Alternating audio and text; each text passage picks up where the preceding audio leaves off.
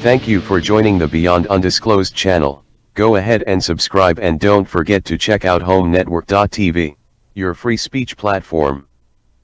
You can support this channel by donating, as it is how we can bring you more content and deeper reviews. On February 13, 2023, a Norfolk Southern freight train derailed in East Palestine, Ohio due to an overheated axle bearing, known as a hot box.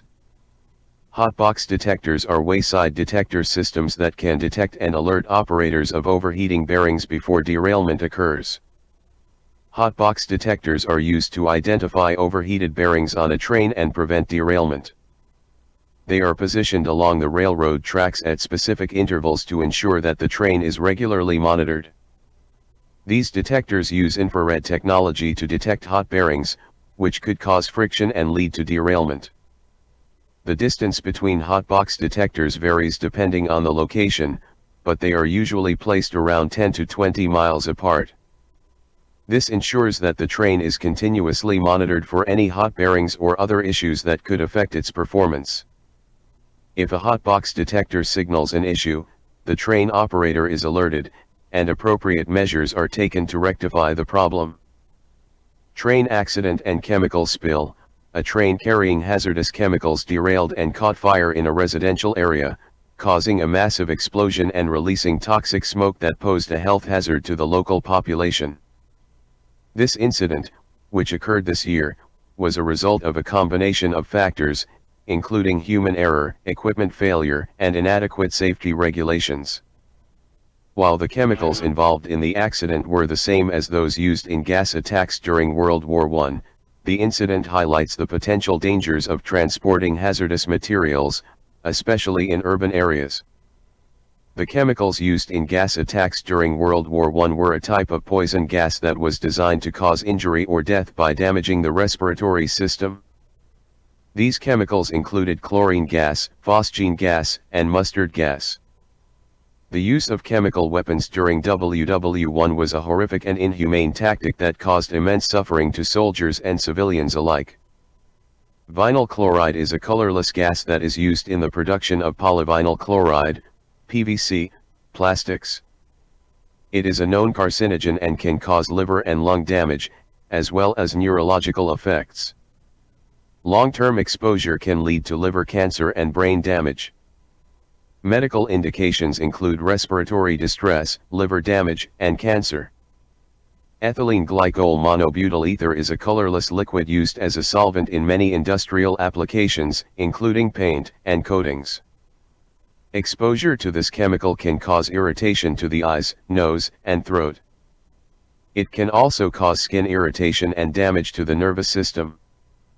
Long-term exposure can lead to reproductive and developmental effects. Medical indications include respiratory distress, skin irritation, and neurological damage. Ethyl hexylacrylate is a clear, colorless liquid used in the production of plastics, adhesives, and coatings. It can cause skin and eye irritation, as well as respiratory distress. Long-term exposure can lead to lung damage and skin sensitization. Medical indications include respiratory distress, skin irritation, and lung damage. Isobutylene is a colorless gas used in the production of rubber and gasoline.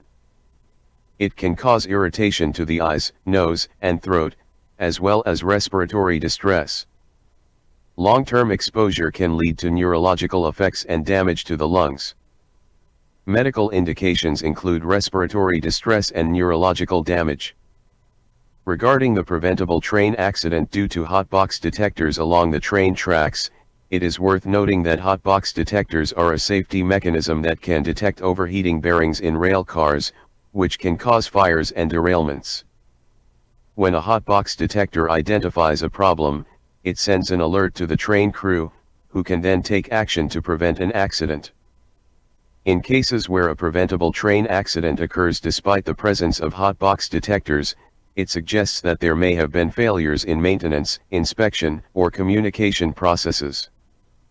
Therefore, it is essential to not only implement safety mechanisms but also to ensure that they are regularly maintained and monitored to prevent accidents. 1. The potential for harmful effects. the chemicals used in chemical warfare are known to cause severe harm to humans, animals, and the environment. Similarly, the chemicals spilled during the train derailment can also pose a threat to health and the environment. 2. Toxicity. Both the chemicals used in chemical warfare and those spilled during the train derailment have the potential to be highly toxic. 3. Chemical properties. Chemical warfare agents and the chemicals spilled during the train derailment are both likely to be reactive and may pose a fire hazard or create an explosion. 4. Risk of contamination. Both chemical warfare agents and the chemicals spilled during the train derailment can lead to contamination of soil, water, and air, which can result in long-term negative effects on the environment and public health. Symptoms of a chemical attack: difficulty breathing or shortness of breath, chest tightness or pain, coughing and wheezing, burning or stinging sensation in the eyes, nose, or throat, skin irritation or burns, nausea or vomiting, dizziness or confusion, loss of consciousness. To protect yourself from a chemical attack: cover your nose and mouth with a mask or cloth. Close windows and doors to limit exposure. Evacuate the area if possible. Follow emergency instructions given by authorities. Remove any contaminated clothing and wash exposed skin with soap and water. Clean up procedures for toxic chemicals according to the Army include the following steps. Identify the type and amount of chemical involved. Secure the area to prevent further contamination. Wear personal protective equipment, PPE, such as gloves, respirators, and suits. Contain and collect the contaminated material. Decontaminate equipment and personnel. Dispose of the hazardous waste in accordance with regulations and guidelines. Hot box detectors are used to identify overheated bearings on a train and prevent derailment. They are positioned along the railroad tracks at specific intervals to ensure that the train is regularly monitored. These detectors use infrared technology to detect hot bearings, which could cause friction and lead to derailment. The distance between hot box detectors varies depending on the location, but they are usually placed around 10 to 20 miles apart. This ensures that the train is continuously monitored for any hot bearings or other issues that could affect its performance. If a hot box detector signals an issue, the train operator is alerted, and appropriate measures are taken to rectify the problem. The response time to stop a train after a hot box detector signal depends on several factors, such as the speed of the train and the distance from the next available stopping point. However, most trains have emergency brakes that can be applied in a matter of seconds to stop the train quickly. Additionally, train operators are trained to respond to hot box detector alerts and take the necessary actions to prevent derailment. In one day, Union Pacific records approximately 16 million rail car bearing temperatures, 7 million wheel temperatures, 250,000 wheel impact measurements and 100,000 bearing acoustic measurements using more than 5,000 sensors. How is that much data managed? Detectors transfer recorded events in near real time to central servers at Union Pacific's Omaha data center, where the expert analytics system created by Pfeiffer and his team analyzes the millions of readings to generate actionable predictions. The system alerts appropriate personnel when these readings indicate a problem. Wheel profile detectors capture critical information every time a train passes by. Internal analysts determine whether to immediately pass the information to dispatchers, who can stop the train if necessary, inform the Mechanical Derailment Prevention Desk for further analysis, or flag the wheel if future intervention may be necessary. Collated data is stored for 7 years. Data summaries, a summarization of hundreds of historical detector reads for a wheel, are just as important as wheel defect readings, Pfeiffer said. Viewing historical trends can help detect an issue before it gets to a critical state that could result in a derailment. The system acts as a bridge between the information we capture and our response based on the analysis, said Union Pacific's Bill Sheasley, manager of mechanical engineering. It has revolutionized the way we operate because it allows us to troubleshoot defects that are either indiscernible or imperceptible by other means. FIFO system plays an essential role matching the wheel measurements with specific rail cars, leading to accurate findings and, best of all, quicker response times. Because all of our analysts have an engineering background, we're easily able to identify data patterns and recognize where each measurement lands on the spectrum of severity, Sheasley said. With safety being Union Pacific's top priority, we always err on the side of caution.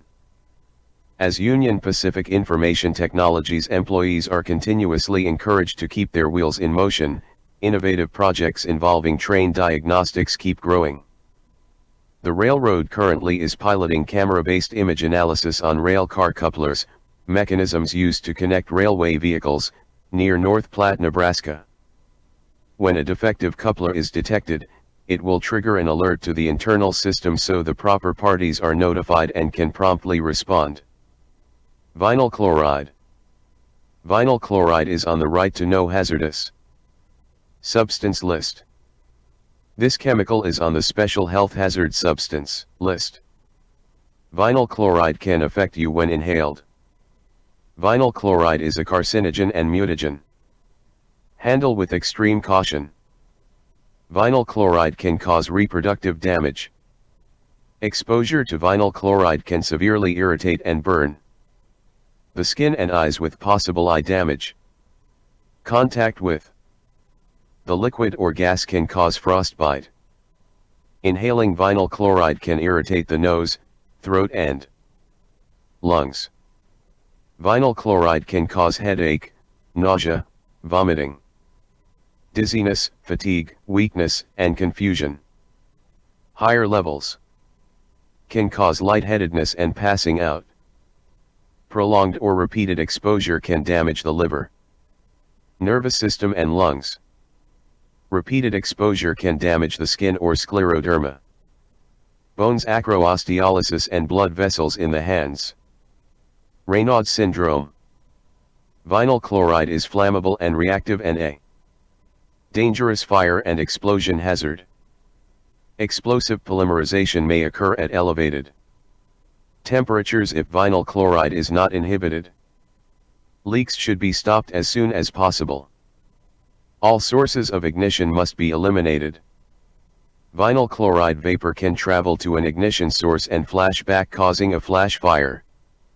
Because of the explosive hazard, fire at a leak must not be extinguished unless the leak is simultaneously closed. In the event of a spillage, liquid should be contained and discharges to streams or sewer system prevented. People performing the cleanup should have full protective equipment and positive pressure breathing apparatus. Evacuate and restrict persons not wearing protective equipment from area of spill or leak until cleanup is complete. Remove all ignition sources. Establish forced ventilation to keep levels below explosive limit. Ventilate area of leak to disperse the gas. Stop the flow of gas if it can be done safely. If source of leak is a cylinder and the leak cannot be stopped in place, remove leaking cylinder to a safe place in the open air, and repair leak or allow cylinder to empty. Keep this chemical out of confined space, such as a sewer, because of the possibility of explosion, unless the sewer is designed to prevent the buildup of explosive concentrations. It may be necessary to contain and dispose of this chemical as a hazardous waste. Fritz Haber, 1868 to 1934, knew about the toxicity of chlorine when he chose it as his agent of warfare in 1915. He had already come up with the Haber-Bosch process, patented in 1910, for the fixation of nitrogen as ammonia, which won him the 1918 Nobel Prize in Chemistry. This made the manufacture of artificial fertilizers possible, and the survival of millions of people today depends on it. British chlorine gas casualties, April 1915. Credit, Thomas Keith Aitken / Imperial War Museum. But it also enabled the mass production of nitric acid, source of the explosives that Germany used in World War I. Haber was an intensely patriotic German Jew. He was head of the chemistry section in the Ministry of War, coordinating the production of ammonia needed to fight the war. He was also in charge of chemical warfare, choosing chlorine gas as the agent. Haber supervised the installation of the first chlorine gas cylinders in the trenches on the Western Front, near Ypres. He and the specialist troops waited for the wind to blow from the east towards the Allied trenches and launched the first gas attack on April 22, 1915. As clouds of chlorine drifted towards the Allies, panic set in. It was no good diving into a trench, as the dense chlorine was heavier than air and poured in. Of the 15,000 or more casualties, 5,000 soldiers were killed. Nerve agents. Generally considered the most deadly of the different categories of chemical weapons, nerve agents, in liquid or gas form, can be inhaled or absorbed through the skin. Nerve agents inhibit the body's respiratory and cardiovascular capability by causing severe damage to the central nervous system, and can result in death. The most common nerve agents include sarin, Somon, and VX. Blister agents. Blister agents can come in forms of gas, aerosol, or liquid and cause severe burns and blistering of the skin. They can also cause complications to the respiratory system if inhaled and digestive tract if ingested. Common forms of blister agents include sulfur mustard, nitrogen mustard, lewisite, and phosgenoximine. Choking agents. Choking agents are chemical toxins that directly attack the body's respiratory system when inhaled and cause respiratory failure. Common forms of choking agents include phosgene, chlorine, and chloropicrin. Blood agents. Blood agents interfere with the body's ability to use and transfer oxygen through the bloodstream. Blood agents are generally inhaled and then absorbed into the bloodstream. Common forms of blood agents include hydrogen chloride and cyanogen chloride. Certain common industrial chemicals, such as chlorine, are not prohibited under the 1997 Chemicals Weapons Convention, but if used as a weapon, such use is prohibited by the treaty. Here at Beyond Undisclosed we are dedicated to bring you fresh and inquisitive history and events, many nobody has ever discussed.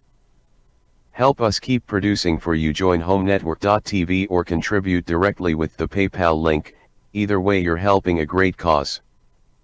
Don't forget to subscribe and we will see you next time on Beyond Undisclosed.